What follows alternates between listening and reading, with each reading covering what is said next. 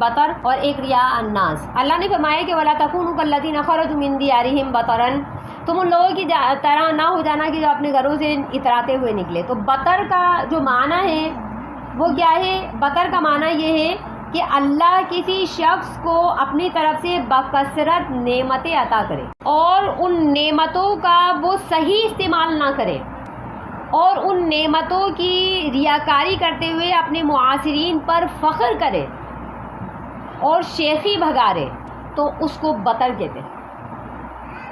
اب اس کے مد مقابل آنے والا جو لفظ ہے وہ ہے شکر۔ شکر کا کیا مطلب ہے؟ جو بارہا بتایا جا چکا۔ شکر کا اس کے اپوزٹ معنی ہے کہ جب اللہ کسی انسان کو بکثرت نعمتیں نوازتا ہے تو وہ ان نعمتوں کا اللہ کی راہ میں صحیح مصرف پر استعمال کرتا ہے اور اپنے مد مقابل آنے والے لوگوں پر فخر بھی نہیں جتاتا اور ریاکاری بھی نہیں کرتا، یعنی نعمت کا صحیح مصرف پر استعمال کرنا اور مد مقابل جتنے بھی لوگ ہیں ان پر ریاکاری نہ کرنا، یہ اللہ کا شکر کہلاتا ہے۔ اور اگر نعمتوں پر ریاکاری کر دی، مد مقابل پر فخر کر لیا اور پھر ان نعمتوں کا